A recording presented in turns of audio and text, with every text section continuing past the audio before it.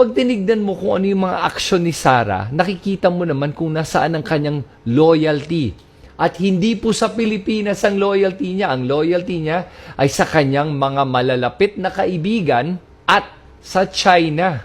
Kaya kung ikaw ay sumusuporta sa aksyon ni Sara, ewan ko na talaga, mangmang ka na talaga o bulag ka talaga o bingi ka o hindi ko alam kung nag-iisip ka pa.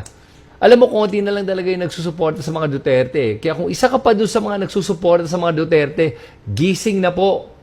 Okay lang na aminin na nagkamali ka. Ginagago na nga kayo, tinatraidor na kayong mga Pilipino, tuloy-tuloy suporta pa nyo sa isang tao na tinatraidor na kayo para sa China. Yun yung mga mas nakakahiya, yung mga sumusuporta pa kay VP Sara.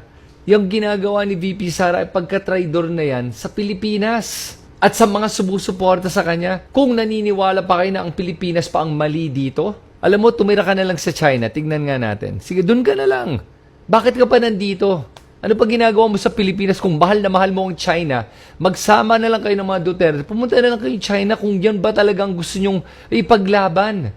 Tapos yung mga kaalyado pa ni Sara, sasabihin pa sa atin na mag-resign na daw si BBM dahil ninedepensahan ni BBM ang ating sovereign rights laban sa China. Anong gaguhan yan? Gusto ba nyo maging tuta na lang ng China tulad ng dating administrasyon? Kailangang itama ang sitwasyon na to. At anong magagawa mo bilang isang Pilipino na maitama ito? Unang-una, tanggalin mo ng suporta mo kay Sara Duterte kasi ang pinag-uusapan natin ay ang ating bansa at ang ating mga kababayan. Pangalawa, kung sinusuportahan mo si Sara, kailangan mong ipaalam sa kanya na hindi tama yung kanyang ginagawa. Alam mo, kahit na anong suporta mo sa isang tao kung may mali siyang ginagawa, kailangan mong ipaalam sa kanya.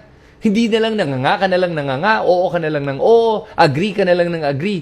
Hindi po yan ang pagiging makabayan. Pagiging mangmang na po yan. At yan